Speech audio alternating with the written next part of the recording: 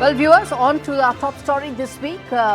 Just 4 weeks after Trump announced the tariffs against India, he has come out with a fresh set of tariff tsunami. Every day there is yet another tariff announcement that comes in from Donald Trump.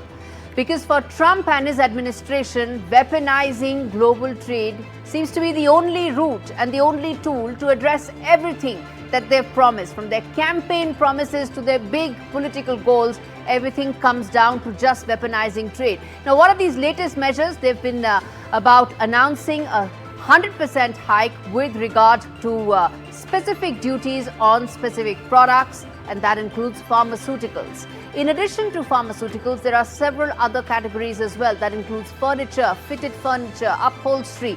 Several of these items now, viewers, is labor intensive in nature.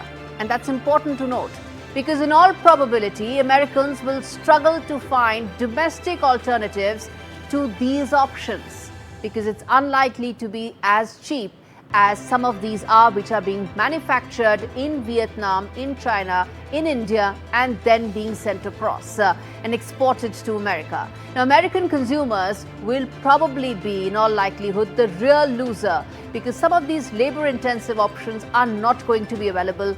In Donald Trump's mission, I must correct the international trade order that has been what he feels completely unfair to American economics in the last 30 years or so. But in the end, it's going to be the American consumer that will stand out and be the real loser.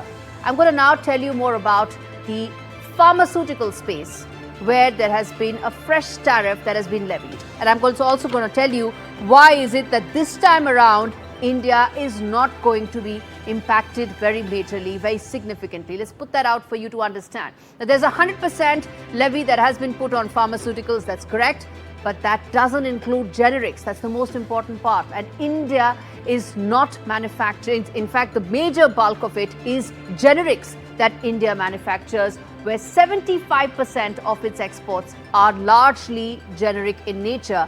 And those that are not, which is the remaining part of it, you have a lot of our major pharma companies actually producing locally in America, and that is also likely to be less impacted, which is big Indian pharma companies have set up shop in America. But the last and most important part, which needs to be identified and pressed upon in detail, viewers, for you to better understand why this time around, this is not an India-specific tariff.